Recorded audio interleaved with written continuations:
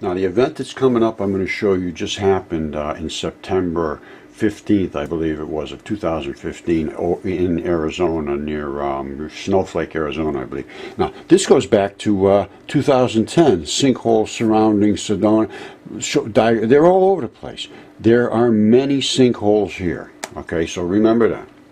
All right, this happened in Arizona just a few days ago. This is on 9/15 to 9/19 2015. All right, so it happened yesterday.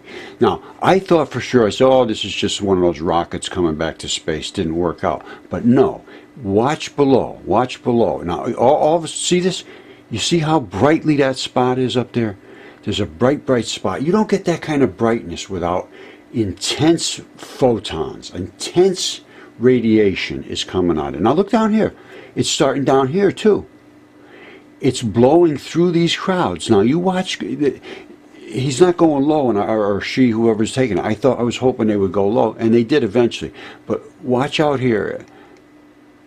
Ah, there we go. Now you see that it's coming from below, and it's igniting whatever particles are there. Either they're water vapor or actual particles. Now, watch what happens. This is going all the way to the Earth, and he doesn't realize, or she, whoever taken it. And you see how bright that spot is down at the bottom? You see that? Now look, it's already here too. So it's wherever there's molecules in the air, they're glowing because they're being excited by a photon pulse. There's just no other explanation. Now, all the way from straight down to the Earth, wherever that came from, if you could triangulate or figure out where it came from, you would figure this out. And you see this? That glow is excitation. You see down there excitation? Everywhere that it's hitting anything that has anything to do with anything. Now, this, I believe, is the kind of sinkhole that is slowly collapsing onto itself. Look, it's still lighting up these areas, and it's still burning these areas.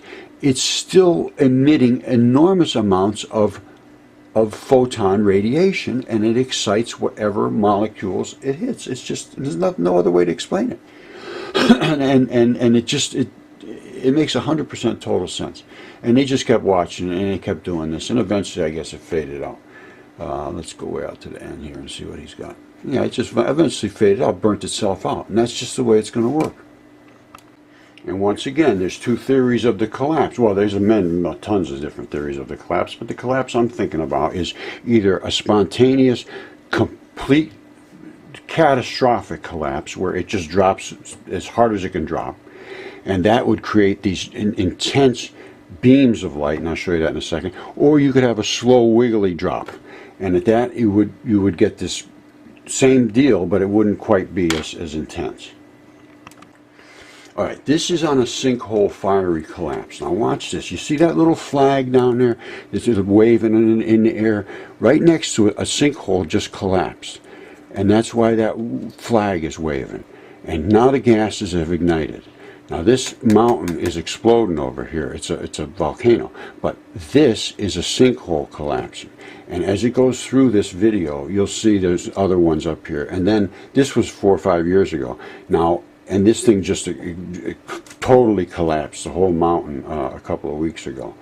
In 2015, here in the summer of 2015. Now this goes back to, I think, 2011 when this happened. But you see this intense glow. That glow is not the glow of a little campfire. And if you come out here, it's burning all of the combustibles underneath here, which are the hydrogens and methanes, which are the natural process of organic decomposition. It's exactly what happens. And there's no dispute about that. There's nothing here that's not understood. Now, watch what happens here. These shock forces, they'll be shooting all over the place. You'll see them every now and then. They'll go woof, woof, woof, back and forth. Look, watch. Now, you don't see them here, but every now and then they go. It's just, there it goes. See one go shoot out the side? They go back and forth. Very, very unusual. But that is also a product of the shock. Now, as this thing collapses completely, you see here's another one up here, there's one here, they're all over the place. But these are the ones that are collapsing. And as it collapses into itself, watch this, boom, there's a photon pulse. That's what happens, and that's what we're seeing in outer space. All right. By the way, if you want to learn about the special explosive nature of hydrogen, go to this site here. It's hyperphysics.phy-astr.gsu.edu, and it's an excellent site. There's a ton of stuff about hydrogen, about how explosive it is, all kinds of things about its energy levels and electronic transitions and so forth. But the bottom line is that it is explosive as hell. And hydrogen is the most explosive of anything there is. And the reason is really what it boils down to is that an electron is spinning at 186,000 miles a second around around a proton, and its angular momentum at that speed, at that tiny diameter spinning, is just unbelievable amount of energy produced because of the spin, and those are what's creating this, and they have no place to go either. Where they're all together and they're crushed together, and once you shock one, you start a cascade of events that you just can't stop. All right, now here's my take on the China factory explosion. There's a little fire here, and these kids are hanging around, they're having a good time, and they're watching this and saying, wow, look at the fire. Well, then there's going to be an explosion. And my take is that the first explosion could be chemicals, could be the initial start of the collapse, because it was pretty good size. And when you see it, you're going to say, whatever was left there is gone. There is nothing there, can't be there. But you watch what still comes out of that hole. And then you watch what happens after the total collapse. Here we go. So now they're watching, they're thinking, wow, this is a little fire, and boy, isn't that something? And then all of a sudden they're going to get a blast that's going to scare the hell out of them. And it is scary. Now, see, the fire's not doing too much. Now, what's going to happen is the sinkhole is going to let go to some degree. There it goes. Watch this. Boom! Now, they're thinking, wow, look at that. Now, look at what's going up in the air. This is an enormous blast of gases. Look at the white is inside there. This is an enormous, and look at how intently hot that is right now. That is the hydrogen. That's hydrogen. Now, the plug is starting to release. It's seeping around the edges of the plug. The plug is going down. There should be no more chemicals left around here. That's burning so hot, there's nothing left there. Now, boom, now it goes, and look at this baby. And that's when it tore the whole place to shreds. And there was a photon pulse that went straight up into outer space at that point. And this is how it was seen from outer space. And then the crater, oh, look at this. This is the methane rings that are showing up all over the world.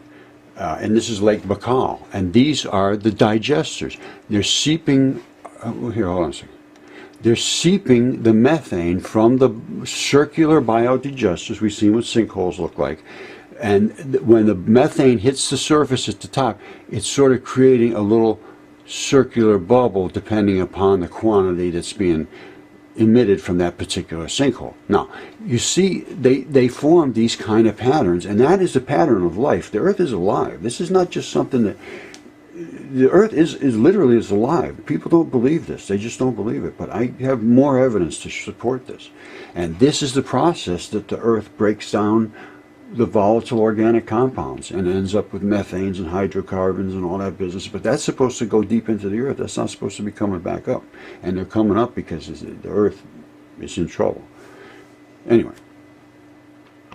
Okay, this is another nova, and they're talking about sprites. And you see they always originate from here, coming up. Now, they think that's starting at a cloud. It's not starting at a cloud. It's starting at the Earth. And it's starting from the sinkhole collapses that are coming up. Now, they brought up a point which I am thinking about, and this is speculation, but it makes sense to me, that they seem to see these in a disproportionate amount over the top of extreme tropical storms. Now, that would create a swirling in the water, probably disrupting or pulling up on the water, or pressing down on the water, or creating a vortex in the water. I'm not sure what the effect is, but I believe either the pressure would have a difference on the surface, or something is causing the surface to make collapses, and the collapse is going to cause these sprites. The collapse causes the atomic photon pulse, and it can and they can do it in a number of ways. They can collapse catastrophically, and then you get a beam of light, just like a flashlight coming up. Or they can collapse slowly, and if they collapse slowly, you shoot out more and more and more and more and more radiation. And there's an event that just happened, I believe, is that type of a scenario where it was a slow collapse down into the tube, which generated a continuous photon pulse. All right, and I'm going to show you that in a second. But that's my take on this. And underneath these storms, the surface of the Earth under the oceans becomes either pressurized down or up, whatever it is.